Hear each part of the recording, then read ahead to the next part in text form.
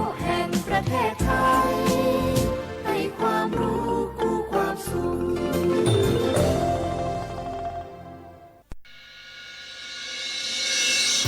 สถานีวิทยุกระจายเสียงแห่งประเทศไทยจังหวัดเชียงใหม่ AM 1476 กิโลเฮิรตซ์สถานีวิทยุภาคภาษาชาติพันธุ์แห่งเดียวในประเทศไทยที่มีความทันสมัยเชื่อถือได้สร้างอัตลักษณ์กลุ่มชาติพันธุ์สู่สากล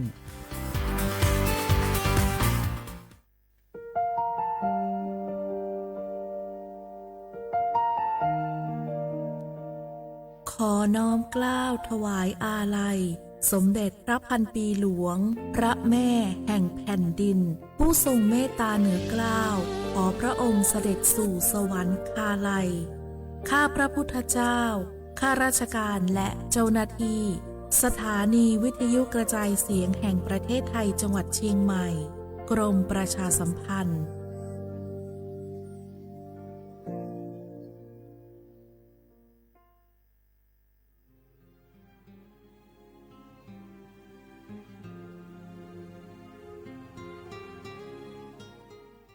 This is a moment of profound grief for the Kingdom of Thailand.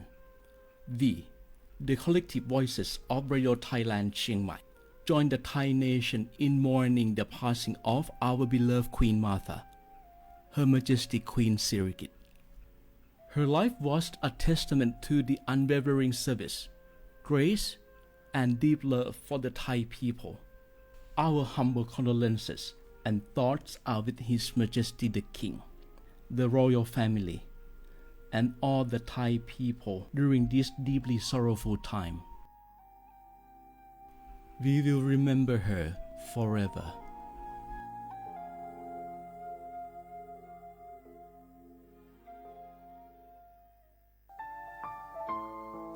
เฮาข้าพี่น้องเจ้าคือไตมีตั้งหมองเจออันเจ้านางหอคำสมเด็จพระนางเจ้าสิริกิติ์พระบรมราชินีนาถพระบรมราชชนนีพันปีหลวงเลยเข้าสวนหมักหักคำน้นเพกว่าย้อนสู้เก่าตึงปันเฮาวิเย็นขวัญเงาเจ้าเฮาข้าฮอดถึงตีสุคติกัดเย็นเสกำเฮาข้าพี่น้องก้นคือไต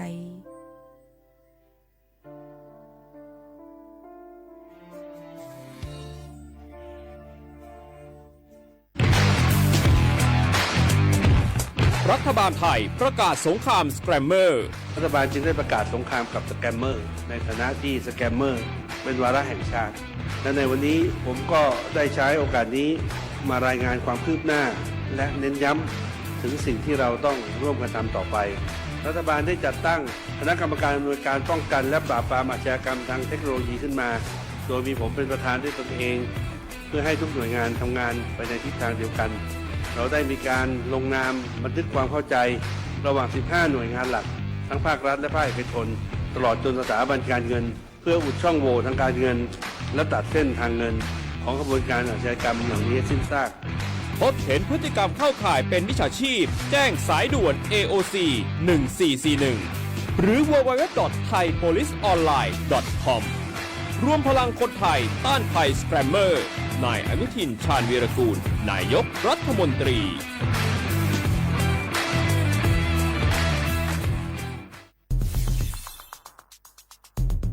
แค่ 3 ปีความเสียหายจากอาชญากรรมไซเบอร์ของคนไทยพุ่งทะลุถึง 94,000 ล้านบาทหรือเฉลี่ยปีละ 30,000 ล้านบาททุก1ชั่วโมงเราเสียเงินกว่า 3.4 ล้านบาทให้กับมิจฉาชีพออนไลน์โจรไม่เห็นใจคนอาชีพไหนอายุเท่าไหร่สถานะทางการเงินแบบใดหมอพ่อค้านักธุรกิจนักเรียนแม่บ้านข้าราชการเกษียณทุกคนตกเป็นเหยื่อได้เสมอและวันหนึ่งอาจเป็นคุณหรือคนที่คุณรักเพราะจุดอ่อนร่วมของเหยื่อคือความเร่งรีบขาดสติหรือแม้แต่บางครั้งก็เกิดความโลภจนเกินไปอย่าปล่อยให้การกดคลิกเดียวลิงก์เดียวทำให้โจรยิ้มกว้างวันนี้ถึงเวลาแล้วที่คนไทยทุกคนจะต้องร่วมมือกันสร้างภูมิคุ้มกันอาชญากรรมไซเบอร์ช่วยกันหยุดก่อนที่ภัยไซเบอร์จะทำให้คนที่คุณรักและตัวคุณเองกลายเป็นเหยื่อ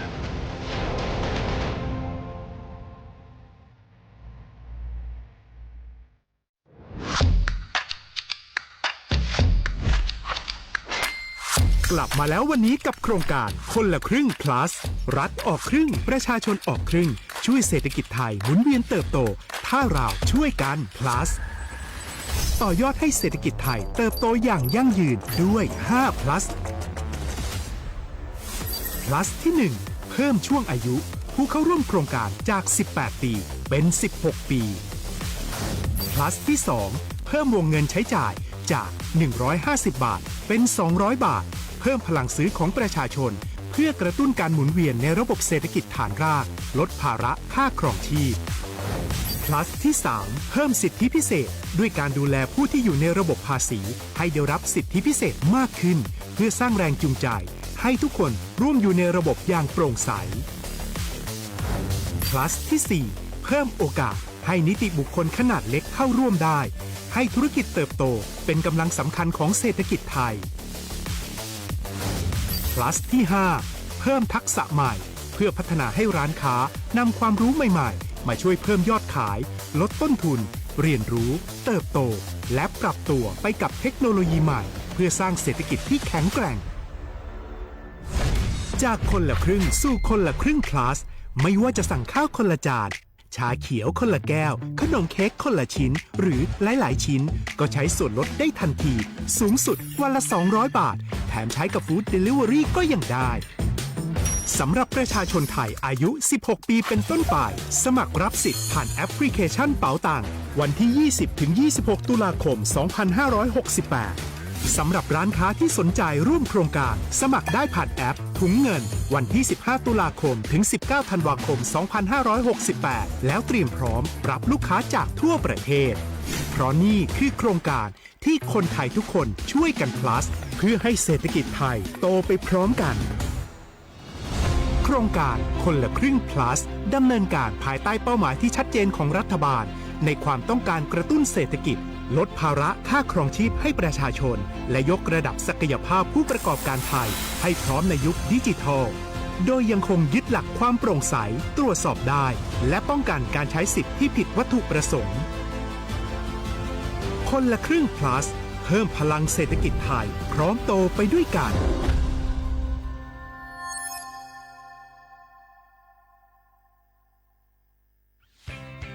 เส้นทางสายหมอกที่สวยที่สุดในเมืองแพร่กำลังรอทุกคนไปวิ่งด้วยกันครับทุกก้าวของคุณคือพลังของลมหายใจชวนเพื่อนชวนครอบครัวมาวิ่งฝ่าสายหมอกเพื่อโรงพยาบาลแพร่ในวันอาทิตย์ที่ 7 ธันวาคม 2568 บริเวณลานกิจกรรมหลังวัดพระธาตุช่อแฮมาร่วมกันส่งต่อพลังแห่งความดีเพราะทุกก้าวของคุณช่วยต่อชีวิตให้กับผู้ป่วยในโรงพยาบาลแพร่สมัครได้เลยวันนี้แล้วไปวิ่งด้วยกันในวันอาทิตย์ที่ 7 ธันวาคม 2568พบกันบริเวณลานกิจกรรมหลังวัดพระธาตุช่อแฮนะครับ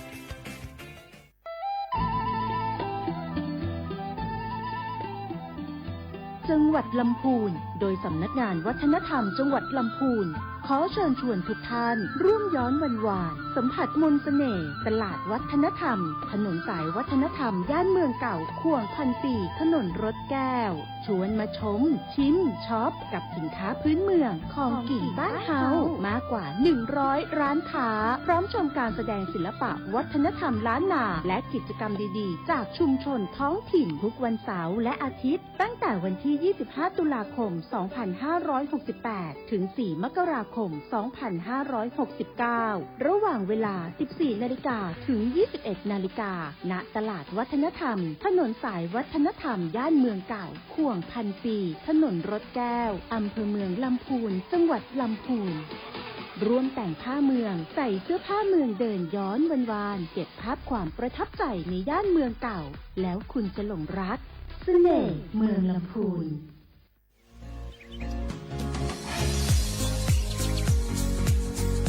จอมหนังเปิงมติครม.มือวันที่29เดือนธันวาคม25ปากไป67ให้ฮิปเน็ตแกลิดปัญหาสถานะและสัญชาติคนอันอยู่ตั้งเมืองจึงไทยจอมมาตรา17นั่น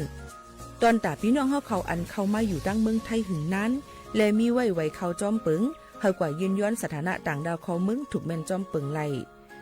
ตอนตาลูกอ่อนอันเกิดตั้งเมืองจึงไทยมีอำนั้นก็แม่มีไว้ทะเบียนประวัติบุคคลไม่มีสถานะทางทะเบียนอำนั้นไว้10ปีถูกแม่นเยาในจึงเฮากว่ายืนย้อนสัญชาติไทยจอมหนังมาตรา7ทวีไล่ พออยู่ตั้งกรุงเทพมหานครกว่ายืนไลตีสำนักบริหารการทะเบียนกรมการปกครองพออยู่ตั้งต่างเจดวันในจึงกว่ายืนไล่จอมหนังวัดไว้อันเปิ้นออกปันเฮาคานั่นเข้าย้ำเหตุการณ์จอมหนังหลวงปองจึงต่อพอถึงวันที่29เดือน6 2สิงหาปากไป69ค่ะ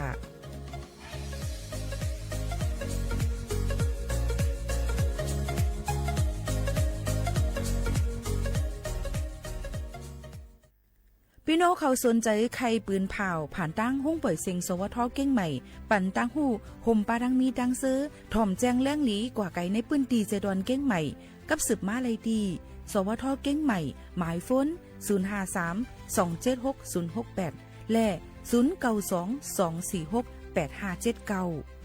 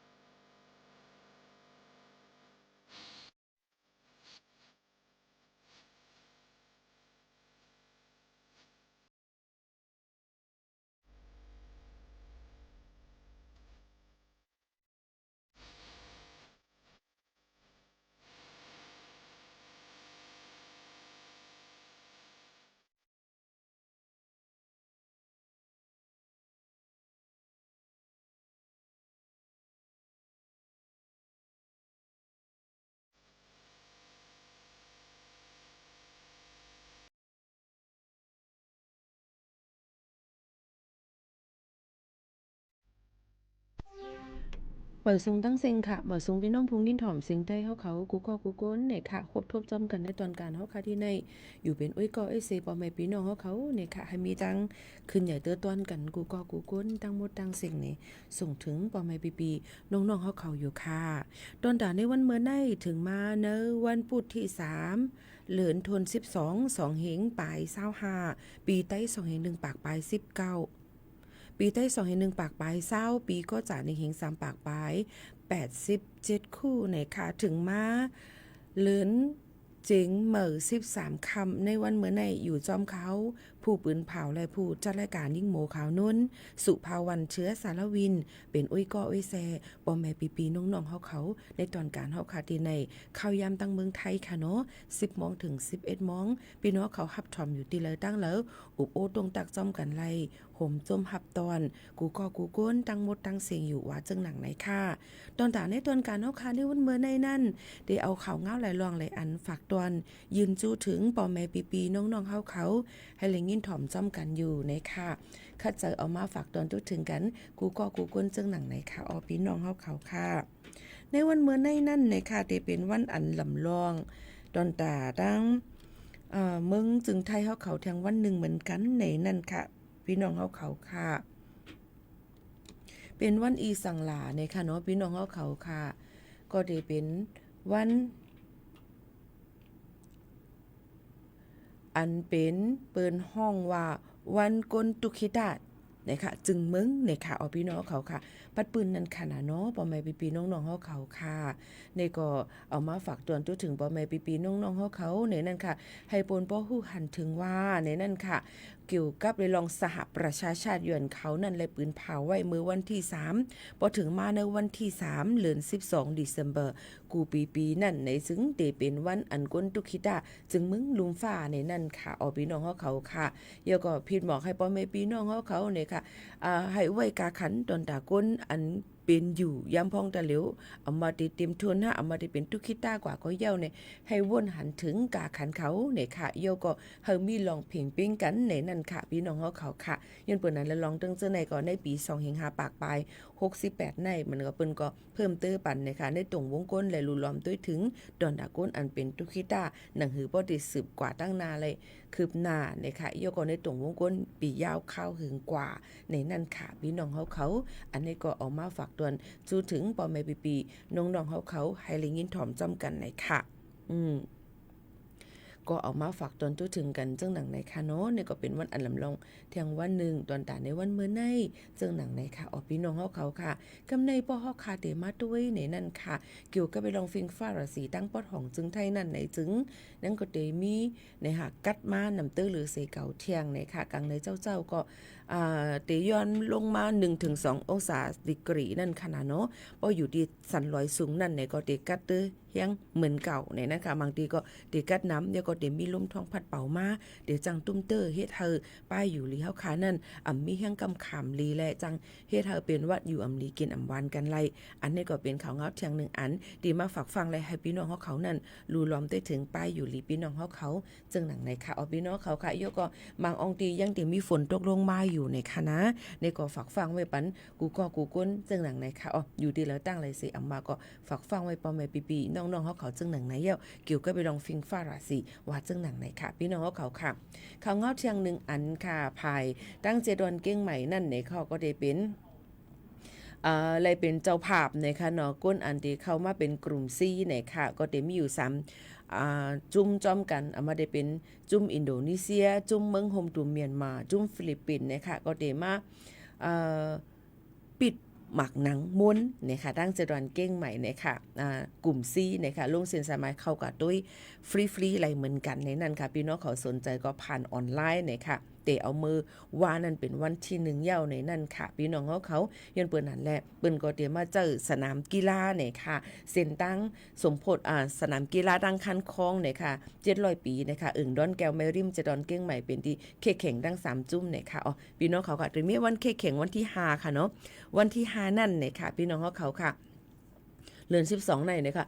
จะเป็นจุ้มปอลุงจุ้มหมักหนังม้วนนั่นค่ะนะเนาะจุ้มหมักหนังเนี่ยค่ะเมืองโฮมตูเมียนมาเมืองเมียนมาเยอะกว่าฟิลิปปินส์ค่ะข้าวยำ6 โมงกลางค่ำค่ะเยอะกว่าวันที่8เดือน12จะเป็นฟิลิปปินส์โฮบทบจอมอินโดนีเซียข้าวยำ6 โมงกลางค่ำเหมือนกันเยอะกว่าวันที่12เดือน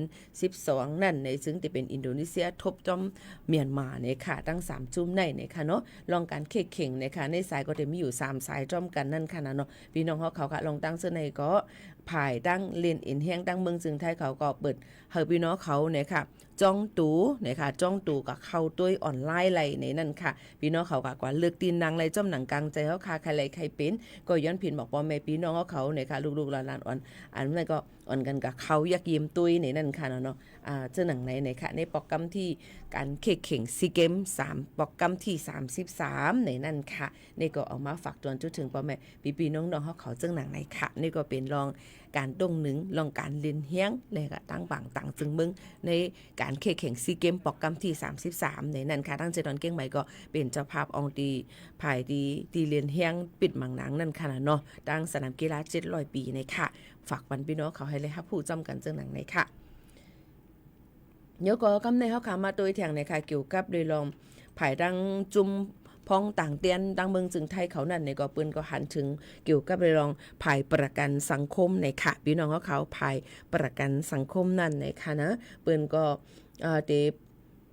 เปลี่ยนป่ายแหลกลายนะคะจันกาจังนะคะเตเอาปี2 5 ปากไป69มันก็2 5 ปาย26ปีเครดในนะคะเงินเหลือ 17,000เหง500 วัตต์อันนั้นก็ 17,500 วัตต์นั่นเนี่ยค่ะเดลัยจ่ายไล่เลือนปันประกันสังคม875 วัตต์ต่อ1เลือนในนั่นค่ะเอาพี่น้องเขาค่ะในเขาตั้งปี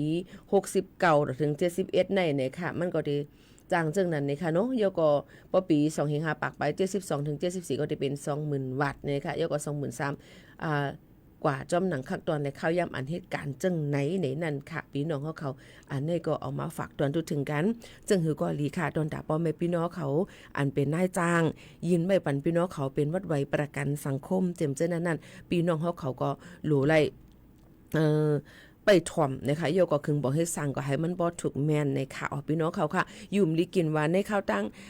อันเฮาคาเลยจ่ายกว่านั้นเจ้านั้นเลยสังเนี่ยค่ะเปิ้นก็เตมีลองพ่อนหลีมันเกี่ยวกับไปลองวัดใบประกันสังคมนั่นเนี่ยก็บ่เป็นนางหญิงเนี่ยก็เมาจ่ายเพราะเกิดลูก1ปอกเนี่ยก็ได้เลย20,000ปลายเนี่ยค่ะโยก็ติจ่ายปันการูรวมด้วยถึงลูกอ่อนเลี้ยงลูกอ่อนในข้าวตั้งแต่เกิดถึง6ปีเจ็มเซิงหนังในค่ะโยก็เตมีวันลือน้ำในนั่นค่ะตอนถ้าเกิดลูกนั่นในค่ะปากปลาย20วันเนี่ยค่ะก็อันเป็นเจ้าผู้ก็คือลือรวมได้ถึงรูล่างนางเมลัย15วันจังไหนค่ะพี่น้องของเขาเนี่ยก็เป็นปักเปิงภายประกันสังคมในนั่นค่ะแท่งอันนึงนั่นเนี่ยก็จะเป็นว่ายุ่มนี้กินหวานใน1วันเฮาได้เลย1เหลือเนี่ยเฮาได้เลยมอกะหือ1วันได้เลยมอกะหือจำจังได๋มันได้มีมาเนี่ยค่ะสังว่าพี่น้องเขาใครฮู้เพิ่มเติมเนี่ยก็กับสืบกว่าไล่ตีภายหมายฝนฮิปแนทภายดังประกันสังคมเขาก็ไล่เหมือนกันค่ะนะบ่แม่ปีๆน้องๆเขาค่ะอันนี้ก็เป็นแท่ง1ลองตีเฮาค่ะเอามาฝากตวนจู้ถึงปอแม่ปีน้องๆเขาจังหนังในค่ะเนาะพี่น้องเขาค่ะภาย1506เนกเก่าเนี่ยค่ะพี่น้องเขาค่ะ24ชั่วโมงต้องถามกว่าไล่เกี่ยวกับเรื่องวัดไว้ประกันสังคมเนี่ยค่ะโยก็เพราะว่าเฮาขาจ่ายมาแต่เสกูเลินในเนื่องจึงเฮาขาก็เพราะว่าอาศักเพราะว่าเต็มมา15ปีเฮาออกการเฮาก็ได้เลยเงินปันเฮาขาขึ้นจำเจอหนังนั้นค่ะอาศักนำเย้าออกการเนี่ยก็เฮาก็ได้เลยเงินขึ้นเนี่ยค่ะเนาะโยก็แทงรองนึงนั่นในสังเจว่ามาเจ็บลู่ตายว่ะจำเจในก็เตเลยเงินหยอดสายเตี้ยนปั่นพี่น้องเขาเหมือนกันกวยกะเฮาขาเตเลยเอาหลักฐานกับหักศักดิ์ศรีมันสิกว่ายืนย้อนที่ภายประกันสังคมกำซื้อว่าเป็นดังเจดอนเก้งใหม่กว่าอะไรที่สารกลางตั้งคางสารกลางมันได้มีไว้อยู่ขนาดในนั้นค่ะเนาะมันได้เป็นห้องการใหญ่ๆไว้กำเลี้ยวโยก็เพราะว่าในเข้าตั้ง1ปีนั่นนะคะเฮาขาเตเปิ้นเตให้เฮาขาเฮ็ดเคียวขุดหินปูน5จำเจในค่ะทวนเคียว5เจ้าในค่ะเนาะมันก็ติเครือฟูอะไร5จิมเจ้าไหนมันก็ติไล่เหมือนกันในนั้นค่ะมันก็ติมีการใช้จ่ายปีในไผไปเลยเจอให้กว่าเจอนั่นค่ะเนาะ1ปี1ปอกจังไหนค่ะนี่ก็เป็นรองวัดไว้ประกันเยาก็สังเจอว่าเฮาค่ะออกการมาตกการงานไว้มีการในจึงเปิ้นก็ติปันเงินหยอกปันเฮาขาเถียงจังหนังในค่ะพ่อแม่ปีๆน้องนั้นเฮาค่ะน่ะมันก็ติ มาฝากตวนตัวถึงพี่น้องเขาให้ได้รับผู้จำกันจังหนังไหนประวัติศาสตร์มาจังไหนในไล่ยมันมีน้ำเนี่ยในค่ะอยู่ที่ว่าเขาขาดที่สนเจอจังหือที่ต้องถามภายเลยเนี่ยเขาหลุดเลยจี้จำเดี๋ยวก็คืนบอกให้สั่งกว่าให้มันถูกเมียนลอกไล่มันเนี่ยค่ะพอถามข้อความกว้างๆในที่มีข้อตอบปันพี่น้องเขาอ่ำเต็มทนนั่นค่ะนะเนาะอันนี้ก็แค่ดอกพี่น้องเขานั่นป่องเจอเหยื่อนำเสกัมในนั่นค่ะพี่น้องเขาค่ะเกี่ยวกับไปลองอันนี้ลาดเกี่ยวกับไปลองวัดไว้ประกันสังคมอันจะเจออันเป็นเฮี้ยง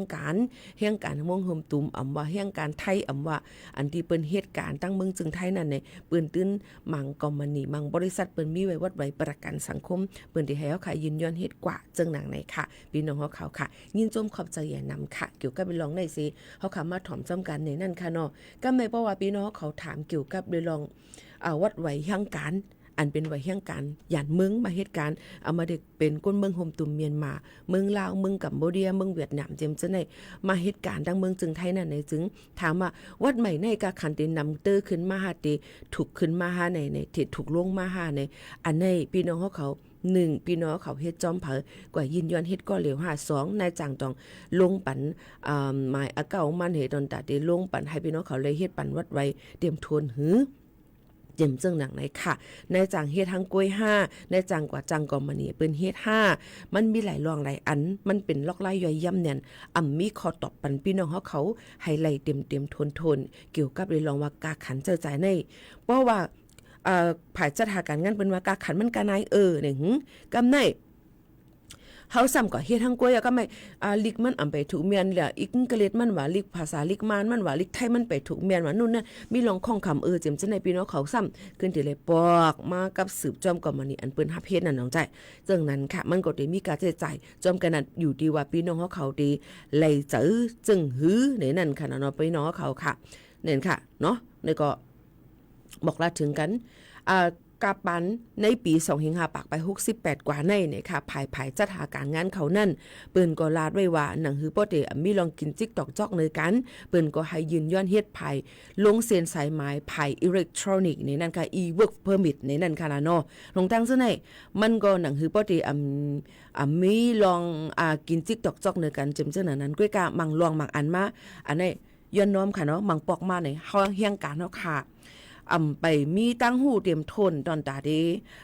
ดีกว่ายืนย้อนเฮ็ดว่าอีเวิร์กพอมิตเป็นจังหือล่ะเข้าเว็บไซต์อันไรล่ะทำเป็นไรใจ ID อีหังล่ะพาสปอร์ตมันเป็นหือล่ะยูเซอร์มันเป็นจังหือล่ะมันมีหลายคักหลายตอนจังหนังไหนค่ะก็เปิ้นนั่นแหละบางก็ยังตึกถูกลีเลยปึงเปิ้นเฮ็ดอยู่บางก็กัดเขียนโรงเรียนมีปิ่งหญ้าแลดพายเฮ็ดหางกล้วยนั่นค่ะกาขันมันติอ่ำเหมือนกันลองตั้งอันไหนเฮาพี่น้องเขาปองเจอบันจังไหนค่ะเนาะก็เปิ้นนั้นลองตั้งอันไหนเพราะว่าพี่น้องเขาใครฮู้อย่าไปทำค่าค่ะนะอย่าไปทำค่า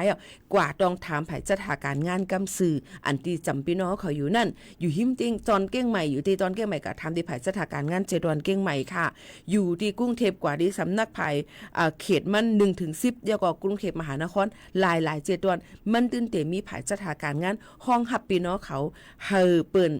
ให้พี่น้องเขาก็ต้องถามอะไรตาสีนั่นขนาดเนาะพี่น้องเขาค่ะนี่ก็เป็นเกี่ยวกับไปลองวัดไว้แห่งการย่านเมืองในนั่นค่ะเนาะบางปอกมาในปอยหมู่เขาโน่นลาดกว่าเลยลองตั้งข้อความอันรีถ่อมมั่นจังในดวงใจมันก็ว่าเปิ้นนี่มันบริษัทเฮ็ดหลายอย่างเฮ้ยละเปิ้นเฮ็ดนั่นน่ะฮู้หรือเลยเสคาแท่งก็เปิ้นนั่นแหละพี่น้องเขาอ่านฮู้เย้านี่ก็ถึงปองให้สั่งกว่าอำไปฮู้ก็ต้องถามมาที่ค่าอำหันเจอเอาเงาหักศักดิ์ศรีหลักฐานก็ต้องถามที่ภายสถานการณ์งานที่เจดอนพี่น้องเขาอยู่นั่นเตเป็นข้อตอบอันลีหรือเสเปิ้นในนั่นค่ะพี่น้องเขาค่ะข้อถามทางอันนึง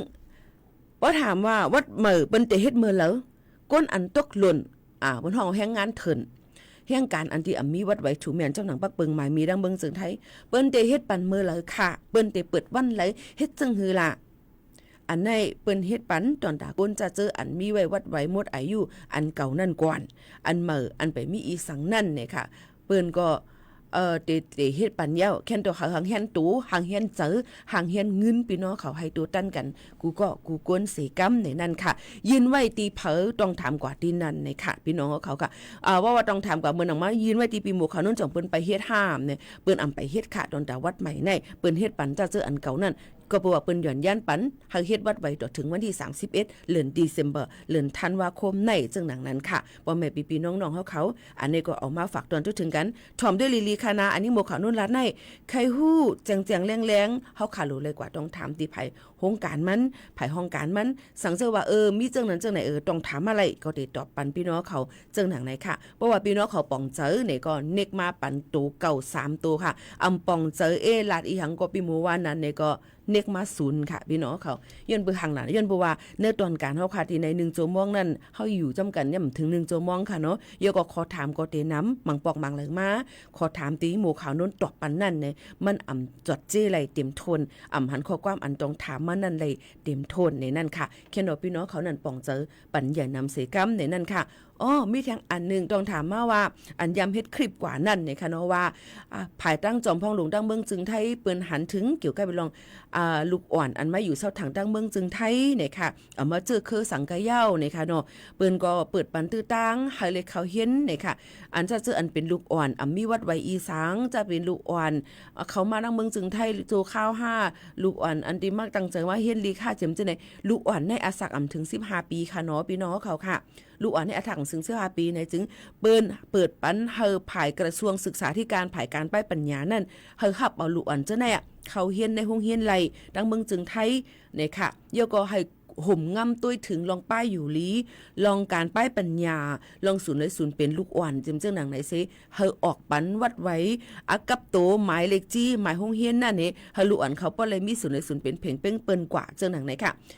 เจอว่าเปิ้นเฮ็ดปันวัดไว้ลูกอ่อนค่ะเนาะอันนี้พี่น้องเขารู้เลยป่องเจอย้อนนั่นแหละเพราะว่าพี่น้องเขาถ่อมเงาต่อไปก็ถ่อมด้วยหลายๆกำหนังหือบ่ได้เข้าเจอนั่นจังหนังไหนค่ะพี่น้องเขาอันนี้ก็เป็นทางนึงเขาดีออกมาฝากตอนถึงกันมีนำเนี่ยค่ะพี่น้องเขาค่ะเกี่ยวกับไปลองพี่น้องเขาป่องเจอ5นั้นก็เขาเจอพิษ5จิมเจ้าหนังไหนค่ะเราถามมาที่หมู่ข่าวนู่นนำน่ะพี่หมู่ข่าวนู่นค่ะเปิ้นเฮ็ดปันวัดไว้ลูกอ่อนที่ไรเอาหลักฐานอีสังพองเฮาค่ะที่ไรไว้ลูกอ่อนเป็นเจอเคยอีสังตัดกว่าแค่นั้นก่อน1ตับลูกใครเลยวัดไว้อีสังเจอว่าเฮาค่ะไปมีเต็มโทน2เฮาค่ะมีไว้วัดไว้ปอและแม่มีไว้วัดไว้อีสังลูกเฮาเตไรจ้อมอันนั่น3ก็เป็นปอนั้นก็เป็นแม่ก็ไหลก็1มีไว้วัดไว้089วัดบุคคลไม่มีสถานะทางทะเบียนมีจังไหนเย้าเนี่ยจึงลูกอ่อนอันเกิดตั้งเมืองจึงไทยมีไว้เกิดตั้งเมืองจึงไทยถ่อมด้วยลีเนาะก็เป็นปอนั้นก็เป็นแม่มีไว้089ไว้10ปีล้วนมีไว้เกิดตั้งเมืองจึงไทยล้วนสามารถมีตื้อตั้งตอนแต่ได้ก่ย้อนวัดไหวไล่แล้วก็อ้นเป็นสัญชาติไทยไล่นี่ค่ะก็การรู้เลยตัวจะมาเปิงมันว่าก็เป็นปอมันเข้ามามือไรก็เป็นแม่มันเข้ามามือปีไรเข้ามาจึงหือมีหลักฐานจึงหือจ่องมันกึ่งงามกันเนี่ยข้อมูลมันจ่องกึ่งเรียบกันจำหนังมติครม.เปิ้นตำวางไว้5ซึ่งนั้นแทงกำ1ค่ะบ่แม่พี่น้องเขาอันไหนลองวัดไหวเนาะแล้วก็มันก็ว่าลูกอ่อนค่าในมีวัดไว้อีสังให้มาอยู่แต่เลยวัดไว้อีสังมีวัดไว้อีสังก็ไรอีหังค่ะมันหลวเลยมีก็เป็นปอเป็นแม่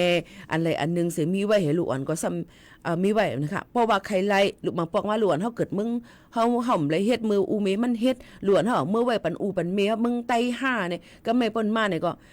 อยู่ในขั้นตอนที่อูเมเป็นย้อนยืนสถานะเป็นต่างดาวถาวร5จังไหนก็บ่ว่าเป็นลูกเฮาเต้อยู่ในจึงเฮาก็กว่าเอาตรวจ DNA ค่ะตรวจ DNA ตรวจด้วยว่าเลือดเนื้อเจอไขลูกอ่อนก็ในจังมันใจลูกก้อนในเต้ๆคือในที่ห้องยาเยอะก็เอากว่ายืนปันที่อำเภอที่วัดไว้ก็เป็นอูเป็นเมมันนั่นมีไว้ซึ่งไหนค่ะเนาะพี่น้องเขาค่ะลองตั้งซึ่งหนังไหนค่ะมันจะมีหลายคักตัวเนี่ยนะคะเตียลาดกว่าในวันเหมือนใน1ชั่วโมงในมันตื่นเต็มทนไรนั่นค่ะเนาะก็เพิ่นนั้นพี่น้องเขาใครฮู้ลองสังเนี่ยก็ตัวเลยด้วยว่าตัวเจ้าก็มีไว้วัดไว้อีสังตัวเจ้าเก่าซ้ำมีไว้ทร38/1มีไว้ปืนทะเบียนประวัติ89จังมันแม่นมือกันแล้วก็เป็นกลุ่มอีหังเนี่ยมันเต็มมีไว้หลายๆคักตวนค่ะพี่น้องเขาลองตั้งอันไหนมันลำลวงเนี่ยค่ะเนาะย้อนนั้นเลยพอถามติค่ะติมีขอตอบอันเต็มทนไรพี่น้องเขาได้เลยเอาเงาหักศักดิ์ศรีหลักฐานเสียกว่าต้องถามที่เจ้าหน้าที่ภายลุ่มเจเวงอันพี่น้องเขาอันเปิ้นเฮ็ดวันวัดไว้พี่น้องเขานั่นเตมีขอตอบเลยลีหรือเสเปิ้นโลเลยกว่าวันอันเปิ้นเฮ็ดการจำหนังลงปองจึงเข้ายาม8:00 นต่อถึง4:00 นวายวันเนี่ยค่ะเนาะพี่น้องเขาค่ะกวาดเทิงให้นั่นเนี่ยกูเจ้าหน้าที่เปิ้นมียก็เปิ้นก็เตลือเข้ายาม12:00 นต่อถึงวายวัน1:00 นจังหนังไหนค่ะพี่น้องเขาก็เตเลยผือเข้ายามอิดอ่อน1จังไหนค่ะเนาะยก็ในข้าวตั้งเหลือในนั่นเตมีวันลือนำค่ะพี่น้อง น้องเขาในวันศุกร์ที่5ในที่เป็นวันลือแทงวันหนึ่งนะคะพี่น้องเขาค่ะในวันศุกร์ที่5ในนะคะที่เป็นวันคล้ายวันพระราชสมภพนะคะพระบาทสมเด็จพระบรมชนากาธิเบศรมหาภูมิพลอดุลยเดชมหาราชบรมนาถบพิตรนะคะย่อก็เป็นวันปอจึงไทยนะคะเนาะในวันที่5ในก็จะเป็นวันลือ5วันศุกร์ที่5ที่6ที่7จะเป็นวันลือค่ะเนาะเสาร์อาทิตย์3วันในนะคะเนาะย่อก็แทงอันนึงวันที่10วันพุธวันที่10ในก็จะเป็นวันลือค่ะเป็นวันรัฐธรรมนูญกวนอันเหตุการณ์ภายลงปองจึงเขาเปิ้นได้ขึ้นลือกึดยังค่ะเนาะเป็นวันปับปักเปิงปึงเมืองต่างเมืองจึงไทยเนี่ยเป็นวันลือแทงอันนึงในนั้นค่ะย่อก็มาด้วยแทงเนี่ยค่ะสิ้นปีในเสียง27 2827 28เนาะวันเสาร์อาทิตย์บางก็ที่29 30ได้ป้าก็จอมเนี่ยค่ะ31 12เนาะ31 1 2 3 4มีวันลือการทัดกันไว้ซึ่งหนังไหนค่ะพี่น้องเขาย้อนเปิ้นอะไรพี่น้องเขาหรือไรวางแผนกันไว้ลีๆในนั่นค่ะวางแผนกันไว้ลีๆตอนตาได้เป็นวันลือย่อก็คึงป่องให้สร้างได้กว่าย้อนไว้เดินทาง5ไว้ออกนอกปื้นตี5จิมซึ่งหนังไหนค่ะหลายรองหลายอันหรือเลยวางแผนย่อก็หรือเลยด้วยปักเยี่ยมวันด้วยว่าเป็นวันลือจึงหือพองเปิ้นทำแต่ลือการจึงหือในนั่นค่ะพี่น้องเขาฝากไว้ปันปอแม่ปีๆน้องๆเขาจึงไหนค่ะนะอ๋อค่ะอยู่จำกันที่ในค่ะเกี่ยวกับไปลองวัดไหวหมอกลาดปันเย้าค่ะเนาะย่อก็เทียงรองหนึ่งนั่นค่ะภายจอมพ่องหลงดังเบิงจึงไทยเขาย่อก็ภายจุ่มอันเปิ้นเหตุการณ์พ่องตังเจ้านั่นก็เปิ้นก็เปิดปลดล็อกปัน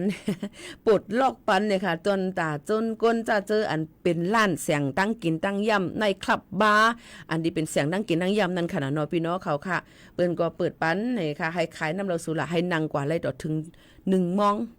ดีแล้วว่าเตียงขึ้นให้นั่งก็ถึงเลยแทง1 มองจึงไหนต่อถึง1 มองให้ไหนค่ะนะอันนี้ก็เป็นเกี่ยวกับไปลองการขายเสียงอันขายน้ำเหล้าสุราแอลกอฮอล์เปิดขายกลางค่ำกลางคืนจังไหนค่ะก็นั้นอันนี้ก็เป็นทางหนึ่งรองบางปอกบางไหลมาเฮาขาหู้5เจ้าหน้าที่เปิ้นเข้ามา5เนี่ยมันก็หลู่เลยตุ้ยนั่นค่ะนะเนาะว่าเฮาขาดถูกเลยเครื่องปอกให้สั่งจังหือตอนใดแห่งการยันเมืองเลยเฮา5กูก็นั่นเนี่ยค่ะตื่นติเลยมีไว้กับโตเนี่ยค่ะอย่าไปลืมล่าค่ะเนาะแต่เร็วในเจ้าหน้าที่เปิ้นแกออกกฎจัดกฎทัดเนี่ยจำปีเสียงลูกพี่น้องเขาว่าง่ายๆให้ไหนเนาะว่าซบแซบกันจนจำปีเสียงผายยก็ผายเพราะเป็นเสียงขายตั้งขายนำเราสู่ละกลางค่ำกลางคืนในก็มาเจ้าหน้าที่ผายในว่าเจ้าหน้าที่ผายอันไหนเจ้าหน้าที่ผายอันไหนว่า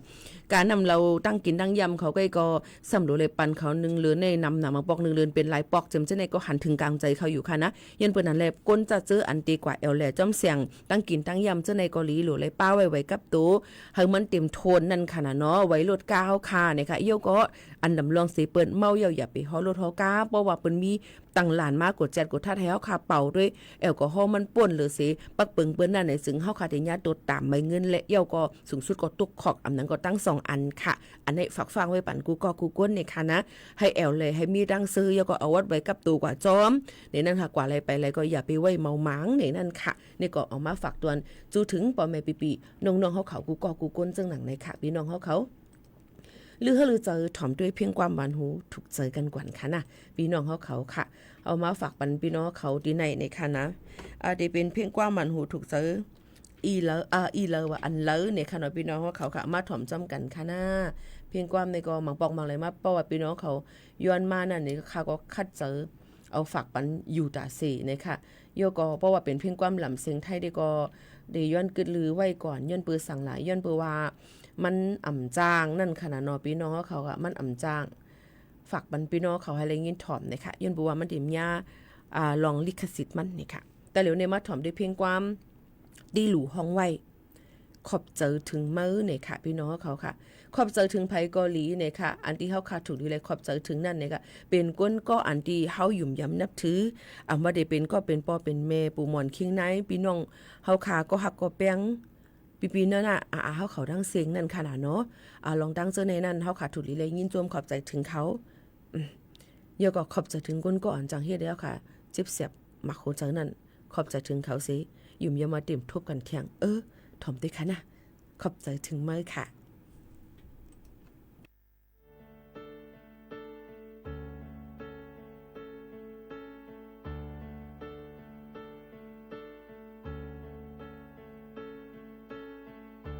มือเก่ากินเจ้า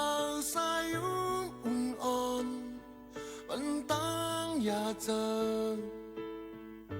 เป็นเอ็นแห้งลองหักมามือเก่าตุกผ่านจุงมือขอดแก่นลาดความหวานเจอสืบไปจอมกันเหยียบขามาขอบใจถึงมาก็หักเองอันเดมันตั้งหักมามีพาขอบใจถึงมาก็หักเองอันเดแต่ตั้งหักมามีสางขอบใจถึงมาก็หักเองมือหน้าฟ้าเก่าคำลับสิ่งนาวันแรงพิเศษเป็นวันแรงสาลองหักมามือเก่าล้มจูมือสูงมือยาวอยู่หิมทำเก่าค้างสั่งหมอเย็นสีขอบใจถึงมาก็หักเองอันที่มันตั้งหักมามีพาขอบใจถึงมาก็หักเองอันที่แตกต่างหักมามีสางขอบใจถึงมาก็หักเอง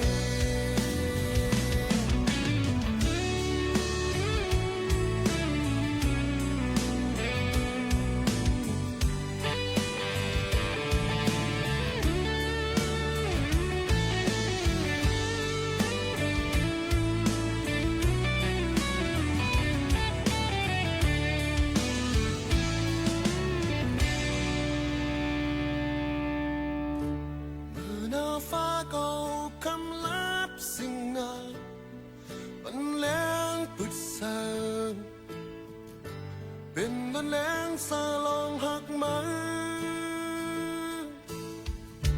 มือเก่าล้มจูมือสูงมือยาวอยู่หิมทำเก่าค้างสั่งหมอเย็นสีขอบใจถึงมาก็หักเองอันเดมันตั้งหักมามีพาขอบใจถึงมาก็หักเองอันเดแต่ตั้งหักมามีสางขอบใจถึงมาก็หักเองอันเดมันตั้งหักมามีพาขอบใจถึงมาก็หักเองอันเดแต่ตั้งหักมามีสางขอบใจถึงมาก็หักเอง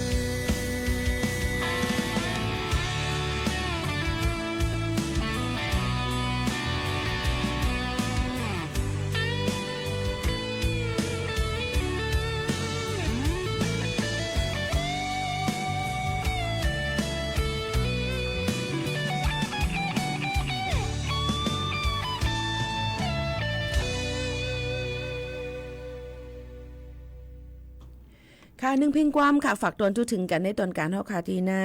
นั่นค่ะ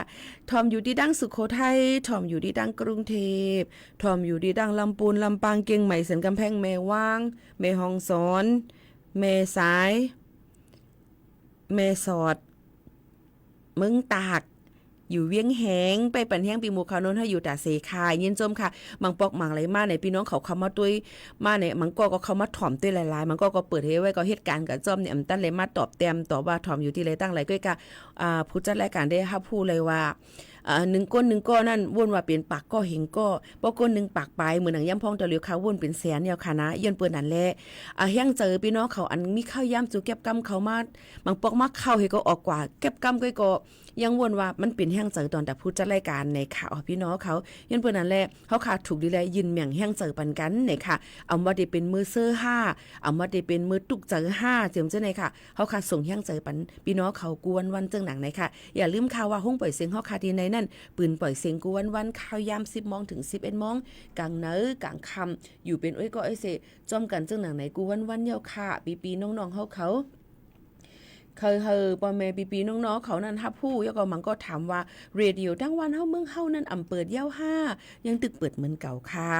พี่น้องเฮาเขาค่ะอำหายหลายกว่าตั้งเลยในค่ะพี่น้องเฮาเขาอยู่เป็นก็เสจอมกันกว่าก็กับเพิ่มเติมมาดังออนไลน์จอมดังเฮิรนสอมติเพจสวทเก้งใหม่ AM 147เฮาเกแล้วเฮาถามว่าปีโมคานู้นเป็น FM 5 AM เป็น AM เนี่ยมันกว่าเลยไกลค่ะเนาะเมืองไต้ว่าเมืองเขเมืองลาวเพราะว่าเปิ้นมีเลี้ยงสายลมมันหลีน่ะไหนมันได้ถ่อมไล่ในนั่นค่ะพี่น้องเขาอันนี้ก็ฝากตอนถึงกันค่ะว่าพี่น้องเขาที่เหตุการณ์อีสังกะเย้าว่าพี่น้องเขาที่ฮือกะหือกะเย้ามังเพราะว่าเขาค่ะฮือเลยลองตั้งเหตุการณ์นอนรับหรือฮือกำอ่อนกุ้ยก็หายค่ะกุ้ยกะเพราะว่าพี่น้องเขานั่นฮือเจอ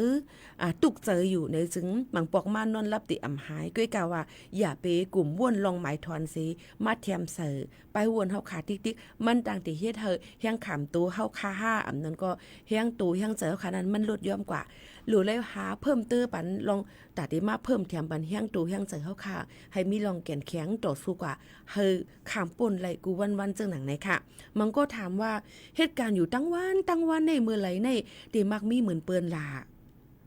เฮาใครอย่ากลุ่มกับด้วยภายตั้งนอกเปิ้นก้อยว่าเปิ้นมักมีรวยอีสังเปิ้นมักมีเอาให้หยังเก่าไปมักมีเสปอกลานี่บ่เฮาข่าววนจึงนั้นจึงลองตามใครเลยใครเปลี่ยนเฮาคานั่นบ่มันอ่ำถึงในเฮาคาได้มีลองตั้งสุขเจอบ่มันอ่ำถึงหนังเฮาคาใครเลยใครเปลี่ยนนั้นเฮาคาได้ตุกเจอกวนอยู่หิมแคบข้างเฮาคานั่นก็ได้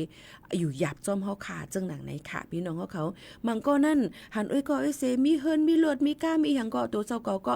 คัดเฮียงเข่งตากว่าให้ใครเหมือนให้ใครเฮ็ดเหมือนหนังเขานะคะก้อยกะเฮาซ้ำจ่องมีเอ็นเฮียงตอนตาที่เฮ็ดเหมือนหนังเปิ้นไรคือในอย่าไปเอาตั้งเฮือตัวเพราะว่าตัวเจ้าเก่ามีเย้าเหมือนเปิ้นก็เย้าก้อยกะเฮาขาตุ้มเตื้อไผเฮาขามได้เป็นนี่เป็นขวดไผนั่นได้ว่าพี่น้องเขามีลองตั้งนำกัดแขนก็1เย้านี่ค่ะสังเกตว่าเฮาค่ะมีเอาใครมีแทงใครเหมือนเปิ้นแทงอยู่ที่ไหนก็มีเจอลำมักโลผ้าลงติ๊กๆในจึงอันเฮือนั่นได้เป็นไผที่เป็นตัวเฮาค่ะนอนหลับก็อิ่มถึงมือกินก็ใครกินถึงมือเปิ้นนอนหลับก็ใครนอนค่ะลองตั้งเจอในลองตุกเจอติมาตุกที่เฮาค่ะย้อนเพิ่นนั้นมื้อในวันมื้อในเฮาค่ะยังตึกลุกมาหยิบตัวเนื้อหนังเฮาขามันยังเป็นตัวอยู่ด้วยมันยังเป็นเฮาอยู่ด้วยกินกวนลูกล่างนางเมเจ้าผู้เฮาค่ะเขายังมีอยู่จอมเฮาอยู่นั่นในจึงเฮาค่ะโหลเลยหมอรักษานำใจกันเฮาค่ะโหลเลยหมออุบกุมกันยอก็ครึ่งปองเฮ็ดสร้างกว่าต่อสู้กว่าจอมกันค่ะมาติดตุกค่ะติซื้อในคัดใจเย็นกว่าวันนึงก็วันนึงแทงอีดมาพี่น้องเขาได้ว่าเมื่อว่าปีกายปีอ๋อนั่นก็ทุกค่าคันใจน่ะก็นั่นอยู่หิมเก่านั้นมีก็นั่นก็ไหนมีเมเก่าแค่ไหนอยู่จำกับลูกล่างเฮาก็น่ะนี่ค่ะเลยว่าเป็นลองอ่องเปดอนดาพี่น้องเขาเยอะก็ยุ่มยำว่าลองอันเตหยาบมาตั้งนานนั่นมันหยาบดอนดาพี่น้องเขาก็บอกว่าพี่น้องเขาคำป่นมาหลายอย่างว่าซึ่งหนังไหนค่ะเฮาเป็นอ่องตีอิดอีเพิ่มแถมบันพี่น้องเขาเฮาเลยแห้งเจอลีเฮาเป็นอ่องตีพี่น้องเขาฝากข่าวเงามือทางเฮิรนให้เป็นอ่องตีเลยเฮาผูกข่าวเงาหลายลองหลายอันฝากตอนถึงยอก็ถ่อมเพียงความจำกันตีในค่ะน่ะย้อนสู้ปันกูก็ค่ะให้อยู่ลีก้างยานเพียเขียนกันกูก็กูก้นค่ะนะข้าวยามดเสียงก่อยเย้าค่ะพี่น้องเขาค่ะเมื่อในลีเมื่อพูกมาที่เป็นวันลีตอนตาเฮาค่ะกูก็กูก้นอยู่ค่ะยอก็อันพี่น้องเจอคือไตเฮาค่ะมุงมองนั่นนี่ก็เมื่อไหลมึงไตเดี๋ยวไรกัดเย็นเนี่ยเปลี่ยนคอถามตีไปมีคอตอบก้อยกะยุ่มยามากูก็ใครเลยคอตอบว่าเมื่อไหลเฮาเดี๋ยวไรเมื่ออยู่เฮิรนเฮาค่ะเหมือนเก่าเนาะจึงไหนค่ะเนาะเอาค่ะย้อนสู้ให้กูก็หนังกังใจยังอ่านให้เต็มทนค่ะข่าวยิ่งโมข่าวนุ่นผัดยันพี่น้องเขาเมื่อกว่าก่อนค่ะส่งขึ้นทบกันค่ะเมืองสงขลา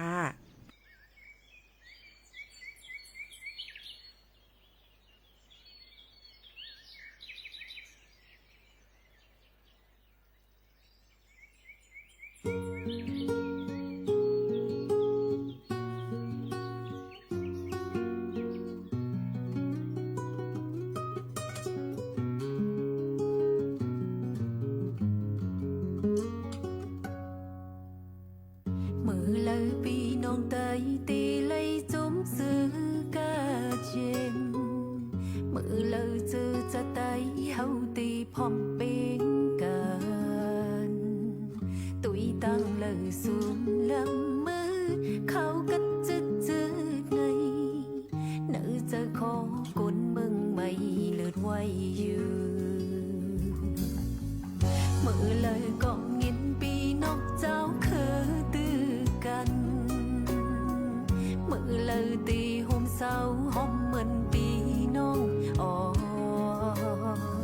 ลืมผู้เข็นพุงสีเย้าเฮาเจ้าคือตื้อกันวันหนึ่งเฮากุยตุกสุ่มนังกัน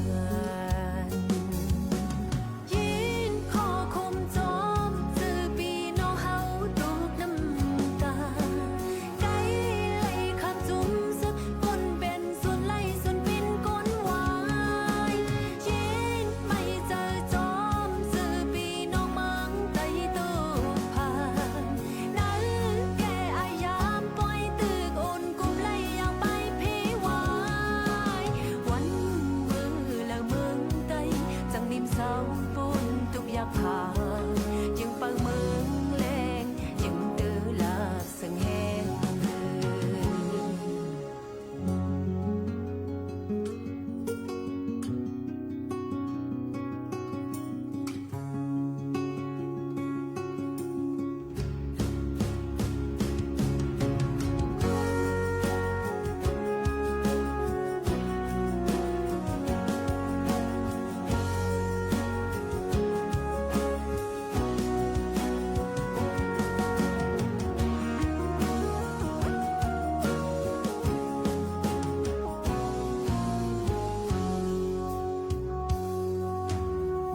เมื่อเลยปีน้องไต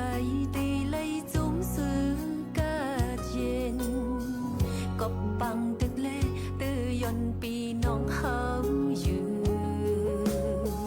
ห้ามตีอุ่นเจอห่มเงาห้ามเฮินยี่ห้ามการห้ามสุนเลยกนห้ามลองห่มลงยืนตีหนึ่ง และกล้าปกป้องความจริง เริ่มต้นความซื่อสัตย์